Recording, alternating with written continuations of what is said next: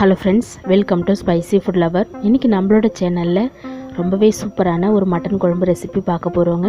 இந்த மட்டன் குழம்பு ரெசிபிக்கு பார்த்திங்கன்னா ஃப்ரெஷ்ஷான மசாலா நம்மளே வீட்டிலேயே வறுத்து அரைச்சி வச்சதுனால அந்த குழம்போட கலரும் சுவையும் மனமும் பார்த்திங்கன்னா ரொம்பவே சூப்பராக இருந்துச்சுங்க.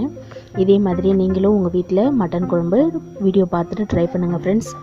வாங்க மட்டன் குழம்பு எப்படி செய்யறதுன்னு பார்க்கலாம்.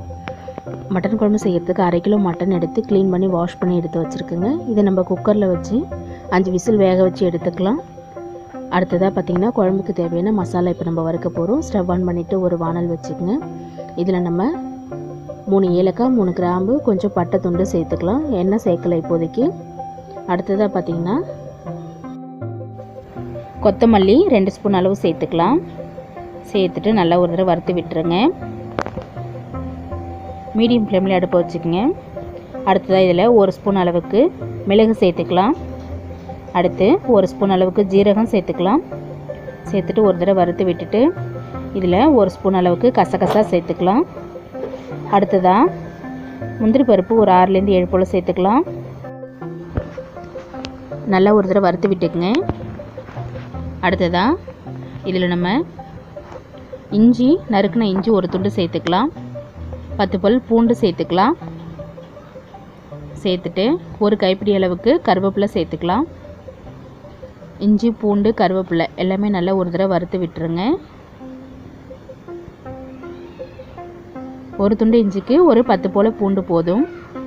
அடுத்ததாக இதில் நறுக்கி வச்சுருக்கிற 2 பெரிய வெங்காயம் சேர்த்துக்கலாம்.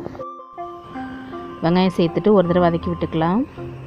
இப்போ நம்ம ட்ரை இன்க்ரீடியன்ஸ்லாம் வறுத்தாச்சு. ஆனியனுக்கு பார்த்திங்கன்னா கொஞ்சம் எண்ணெய் தேவைப்படும். நம்ம இதில் 3 ஸ்பூன் அளவுக்கு எண்ணெய் சேர்த்துக்கலாம். சேர்த்துட்டு நல்லா ஒரு 2 நிமிஷம் வெங்காயம் வதங்கட்டும். அடுத்ததான் இதில் நம்ம ஒரு தக்காளி பழம் சேர்த்துக்கலாம். தக்காளியை கட் பண்ண தேவையில்லை, முழுசாகவே சேர்த்துட்டு நல்லா வதக்கி விட்டுக்குங்க. வெங்காயம் தக்காளி எல்லாமே சேர்ந்து கொஞ்சம் கலர் மாறுற வரைக்கும் வதங்கட்டும். ஒரு 2 நிமிஷம் நல்லா வதங்கட்டும். வதங்கினதுக்கப்புறமா நம்ம இதில் 3 ஸ்பூன் அளவுக்கு வதங்கிடுச்சு பாருங்கள். இந்தளவு வதங்கினதும் 3 ஸ்பூன் அளவு தேங்காய் சேர்த்துக்கலாம். தேங்காய் சேர்த்துட்டு நல்லா ஒரு தடவை கலந்து விட்டுக்கலாம். அடுத்ததாக இதில் 1/4 டீஸ்பூன் அளவுக்கு மஞ்சள் தூள் சேர்த்துக்கலாம். குழம்பு மிளகாய்த்தூள் 3 ஸ்பூன் சேர்த்துக்கலாம். குழம்பு மிளகாய்த்தூள் பார்த்திங்கன்னா காரம் இருக்காது. நம்ம இதுக்குன்னு இதில் இஞ்சி, பூண்டு, மிளகு, ஜீரகம்லாம் சேர்த்துருக்கோம். இப்போ மிளகாய்த்தூள் சேர்த்துட்டு நல்லா ஒரு தடவை வதக்கி விட்டுக்கலாம். இந்த மிளகாய்த்தூள் வெங்காயம் தக்காளி மசாலாவோட நல்லா மிக்ஸ் ஆகிற அளவுக்கு ஒரு 2 நிமிஷம் வதக்கிக்கலாம். பாருங்கள் நல்லா வதங்கிடுச்சு, நல்லா சுருளை வதங்கிடுச்சு பாருங்கள். இந்தளவு வதங்கினதுக்கப்புறமா நம்ம ஸ்டவ் ஆஃப் பண்ணிவிட்டு ஆற விட்டுடலாம். மசாலா நல்லா ஆறிடுச்சு பாருங்கள். இப்போதைக்கு நம்ம இதை ஒரு மிக்ஸி ஜாரில் சேர்த்துக்கலாம். எல்லா மசாலாவுமே மிக்ஸி ஜாரில் சேர்த்துக்குங்க. சேர்த்துட்டு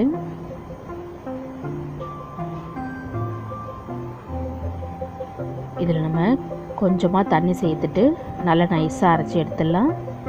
அரைச்ச மசாலாவை ஒரு பவுலில் ஊற்றி வச்சுக்கோங்க. அரைச்ச மசாலாவை எடுத்து வச்சுட்டு இப்போ நம்ம குழம்பு தாளிச்சிடலாம்.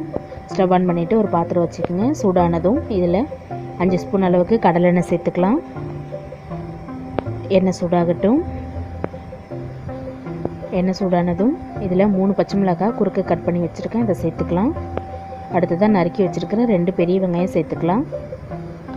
சேர்த்துட்டு இதில் கருவேப்பிலை ஒரு கைப்பிடி அளவுக்கு சேர்த்துக்கலாம்.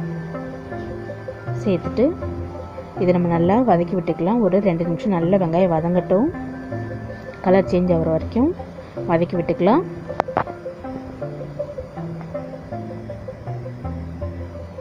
வெங்காயம் நல்லா வதங்கினதுக்கப்புறமா நம்ம அரைச்ச மசாலாவை சேர்த்துக்கலாம். அரைச்ச மசாலா சேர்த்தாச்சு. நல்லா ஒரு தடவை மிக்ஸ் பண்ணி விட்டுருங்க. நம்ம மசாலாவும் ஏற்கனவே வறுத்து அரைச்சது தான். இதில் நம்ம வேக வச்ச மட்டனை அந்த தண்ணியோடையே சேர்த்துக்கலாம். மட்டன் சேர்த்தாச்சு. நல்லா ஒரு தடவை கலந்து விட்டுடலாம். அந்த மட்டன் வேக வச்ச தண்ணியோடையே சேர்த்தாச்சு. நம்ம எக்ஸ்ட்ரா நிறைய தண்ணி எதுவும் சேர்க்கலைங்க. இதுவே போதுமானதாக இருக்கும். கெட்டியாக இருக்கும்போது டேஸ்ட் நல்லாயிருக்கும். இதில் நம்ம குழம்புக்கு தேவையான அளவு உப்பு சேர்த்துக்கலாம். கல் உப்பு சேர்த்துட்டு நல்லா ஒரு தடவை மிக்ஸ் பண்ணி விட்டுக்கலாம். குழம்பு நல்லா கெட்டியாக கொதிச்சு வர மட்டனும் ஏற்கனவே நம்ம குக்கரில் வச்சு வேக வச்சாச்சு. சீக்கிரமாகவே நம்மளுடைய மட்டன் குழம்பு ரெடி ஆகிடும். நல்லா கலந்து விட்டுட்டு கொதிக்க விட்டுடலாம். குழம்பு நல்லா கொதிக்கட்டும்.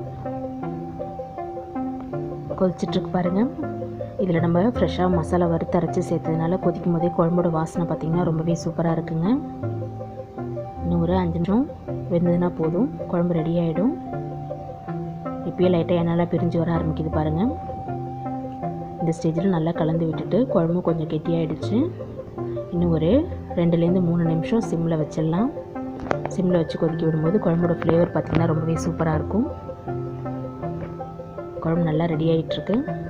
இது போல் நல்லா எண்ணெய் பிரிஞ்சு மேலே வந்ததுக்கப்புறமா ஒரு கைப்பிடி அளவுக்கு கொத்தமல்லி தழை தூவிக்கலாம். கொத்தமல்லி தழை சேர்த்துட்டு நல்லா ஒரு தடவை கலந்து விட்டுட்டு நம்ம ஸ்டவ்வை ஆஃப் பண்ணிடலாங்க. அவ்வளோதாங்க, நம்மளுடைய மட்டன் குழம்பு சூப்பராக ரெடி ஆகிடுச்சு. ஸ்டவ் ஆஃப் பண்ணிவிட்டு நம்ம எடுத்து வச்சிடலாம். பாருங்கள், மட்டன் குழம்பு பார்க்கவே எவ்வளோ சூப்பராக இருக்குது. இதே மாதிரி நீங்களும் உங்கள் வீட்டில் அரைச்சி வச்சு மட்டன் குழம்பு ட்ரை பண்ணி பார்த்துட்டு எனக்கு கமெண்ட் பண்ணுங்கள் ஃப்ரெண்ட்ஸ். இந்த வீடியோ பிடிச்சிருந்ததுன்னா மறக்காமல் நம்மளுடைய சேனலை சப்ஸ்கிரைப் பண்ணிவிட்டு பாருங்கள். லைக் பண்ணுங்கள், ஷேர் பண்ணுங்கள், கமெண்ட் பண்ணுங்கள்.